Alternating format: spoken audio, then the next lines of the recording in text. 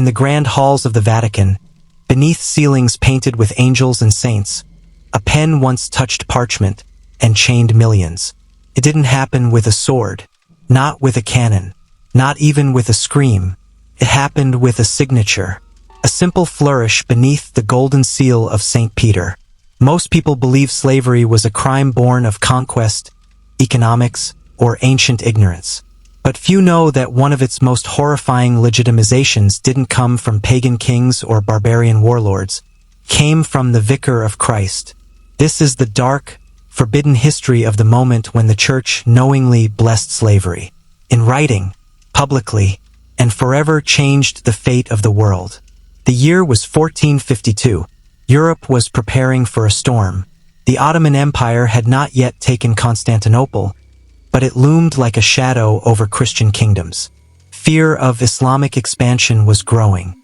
The Iberian Peninsula, Spain and Portugal, stood on the edge of a new era: exploration, war, and domination. And the Church was not just a spiritual guide.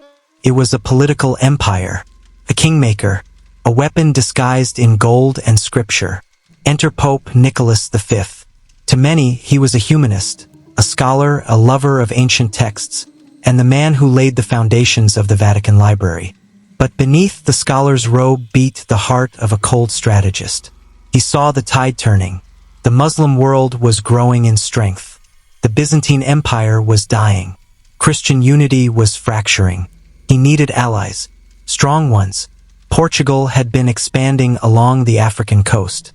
Prince Henry the Navigator, famous in modern textbooks for launching the Age of Discovery, had a different name in Africa: the Christian Devil. His ships didn't just carry sails and maps. They carried shackles. At first, the Church hesitated. What business did holy men have with chains? But then came a request, formally written, diplomatically phrased, yet soaked in imperial hunger.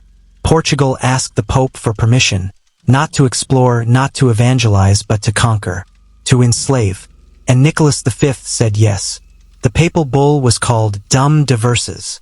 It was signed on June 18, 1452. Its language was cloaked in holy war.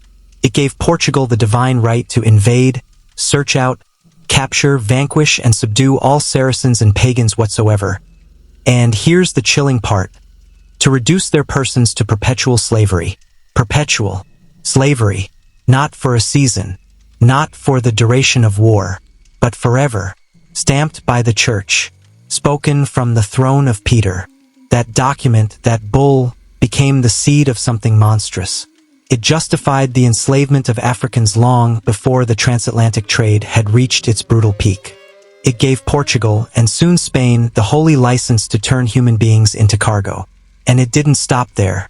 In 1455, Nicholas issued another bull, Romanus Pontifex. This one went further. It confirmed Portugal's exclusive rights to all lands discovered south of Cape Bojador in Africa. It encouraged colonization. It authorized enslavement of non-Christians. It declared the moral superiority of Christian dominion over the earth. And no one resisted. Other nations, France, England, the Netherlands, watched closely. If Portugal and Spain had God's blessing to enslave and conquer, then perhaps. So did they. The papal bulls became the legal foundation for the doctrine of discovery, a theory used to justify colonization from the Americas to Oceania. It was cited centuries later in U.S. Supreme Court rulings, Canadian government policy, and Australian land law. But no one ever talks about the man who signed it first. Nicholas V died in 1455, celebrated for his love of books and buildings. But no church plaque, no marble bust, no gilded ceiling in Rome bears witness to the screams that echoed from the hulls of slave ships because of him. Now here's where it turns darker. You might think the Church later revoked it, condemned it, corrected the mistake. But for 400 years, the bulls were never annulled. Not by Alexander VI, who carved up the New World. Not by Julius II, who painted himself a saint. Not by Leo X, who sold indulgences to fund cathedrals. Even as slavery grew into an international industry, even as black souls were ripped from their lands, baptized in blood, and buried in chains, the Church remained silent. Worse, profited. In colonial Brazil, Catholic priests blessed sugar plantations worked by enslaved Africans. In the Caribbean, churches collected tithes from slave owners. In Mexico, conquistadors held mass before forcing conversions at the point of a sword. So the question is, why? Was it ignorance? Was it greed? Or was it something more terrifying? What if it was belief? What if the church believed that by enslaving bodies, it could save souls? That to conquer in the name of Christ was not a sin, but a mission? That logic, that spiritual colonization, became one of the most powerful weapons in history. Slavery in the name of salvation. Now fast forward to today. The Vatican has never formally revoked the bulls of discovery. Yes, there have been apologies. Yes, the Church has expressed regret.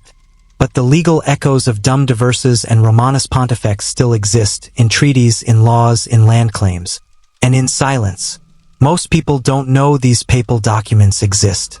Most Catholics have never heard of them.